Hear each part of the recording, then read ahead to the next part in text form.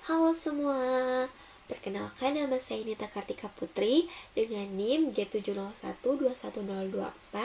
Hari ini saya akan menjelaskan kepada kalian semua tentang obat fenobarbital. Nah, pasti penasaran kan apa saja yang akan saya jelaskan tentang obat fenobarbital? Maka nonton terus ya. Fenobarbital adalah obat termasuk dalam kelompok barbiturat yang sering digunakan sebagai antikonvulsan dan antiepilepsi. Obat ini telah digunakan secara luas dalam beberapa dekade sebagai obat yang digunakan untuk mengobati berbagai jenis kejang epilepsi dan gangguan yang berhubungan dengan kejang.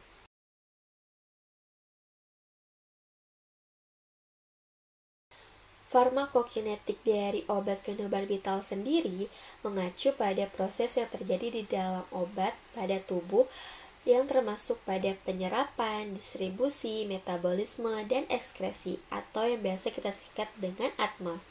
Lalu, bagaimana proses ATMA dari fenobarbital? Bagaimana proses ATMA sendiri menggambarkan proses tubuh memproses atau memetabolisme obat setelah diberikan secara oral ataupun parenteral. Setelah diberikan secara oral, fenobarbital diserap melalui saluran pencernaan, khususnya di usus kecil. Tingkat dan kecepatan penyerapan dapat dipengaruhi oleh beberapa faktor, seperti bentuk sediaan obat, adanya makanan di dalam perut, dan kondisi kesehatan dari individu itu sendiri. Kemudian, obat yang diabsorpsi akan masuk ke dalam aliran darah dan didistribusikan ke seluruh tubuh. Setelah diserap, fenobarbital didistribusikan ke aliran darah dan disebar ke berbagai jaringan dan organ tubuh. Obat ini dapat menembus sawar darah otak sehingga efektif dalam mengatasi kejang atau epilepsi. Distribusi fenobarbital ke berbagai jaringan dan organ akan mempengaruhi seberapa efektif obat ini dalam mencapai target dan menghasilkan efek terapeutiknya. Fenobarbital mengalami proses metabolisme di hati. Metabolisme ini melibatkan enzim sitokrom P450 terutama CYP2C9 dan CYP2C19.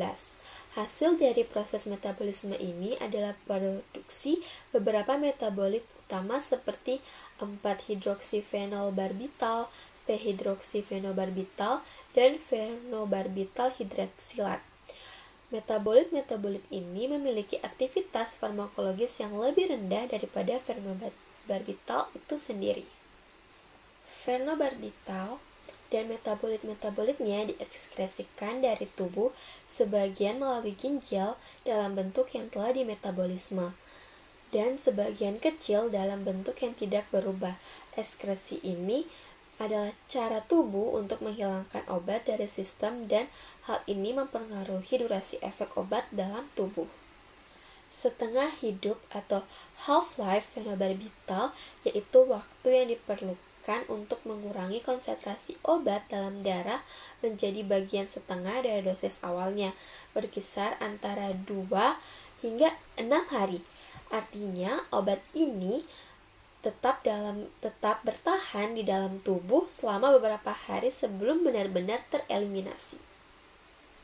Penting kita ingat bahwasanya proses ATMA fenobarbital dapat dipengaruhi oleh faktor-faktor seperti usia, berat badan, kondisi kesehatan, dan interaksi obat atau obat dengan makanan lainnya. Biotransformasi atau juga dikenal dengan metabolisme obat adalah proses di mana obat diubah oleh enzim di dalam tubuh menjadi metabolit yang lebih mudah diekskresikan. Jalur utama biotransformasi fenobarbital melibatkan enzim sitokrom P450 atau CYP, khususnya CYP2C9 dan CYP2C19. Jalur metabolisme utama ini mengubah fenobarbital menjadi beberapa metabolit utama, termasuk 4-hidroksifenobarbital, P-hidroksifenobarbital, dan fenobarbital hidroksilat. Metabolit-metabolit ini memiliki memiliki aktivitas farmakologis yang lebih rendah daripada fenobarbital itu sendiri. Nah, metabolit fenobarbital ini dihasilkan selama proses biotransformasi ini lebih mudah diekskresikan melalui ginjal dan feses, meskipun pada aktivitas farmakologisnya yang lebih rendah, metabolit ini dapat berkontribusi terhadap efek obat secara keseluruhan. Nah, penting untuk kita ingat bahwasanya proses biotransformasi fenobarbital dapat dipengaruhi oleh faktor-faktor seperti usia, kondisi kesehatan, kemudian interaksi obat dengan obat yang lain.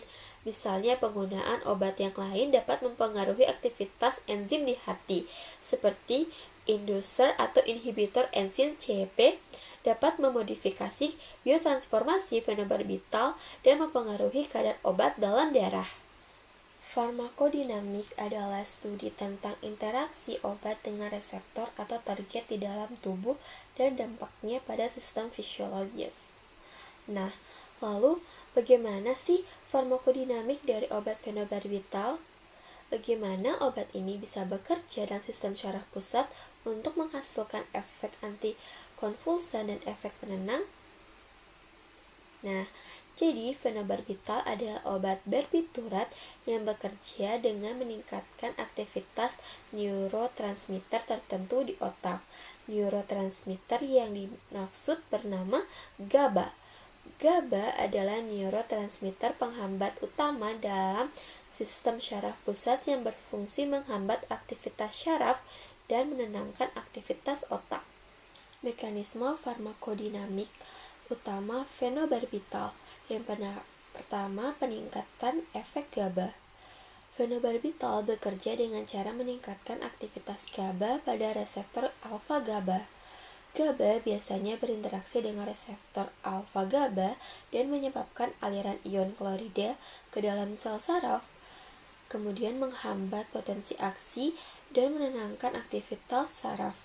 Fenobarbital meningkatkan respon terhadap GABA dan pada respon ini sehingga meningkatkan efek penghambatan GABA pada sistem-sistem saraf pusat. Kemudian penekan aktivitas neuron. Melalui peningkatan aktivitas GABA, fenobarbital dapat menekan aktivitas neuron atau sel saraf di otak. Dapat membantu mencegah terjadinya kejang dengan mengurangi hiperaktivitas neuron yang terlibat dalam kejang epilepsi. Kemudian, efek sedatif. Selain memiliki efek antikonvulsan, fenobarbital juga memiliki efek sedatif atau penenang yang kuat. Ini terjadi karena peningkatan aktivitas otak dan sistem syaraf pusat secara keseluruhan, menyebabkan rasa kantuk dan relaksasi. Efek farmakodinamik fenobarbital pada sistem saraf pusat menyebabkan obat ini dapat digunakan untuk mengobati epilepsi dan kejang-kejang, serta dalam kasus tertentu dapat digunakan untuk mengurangi kecemasan pada pasien tertentu. Bagaimana video tadi? Menarik bukan? Sekian yang dapat saya sampaikan, lebih dan kurangnya saya mohon maaf. Sampai jumpa di video-video selanjutnya. Bye-bye.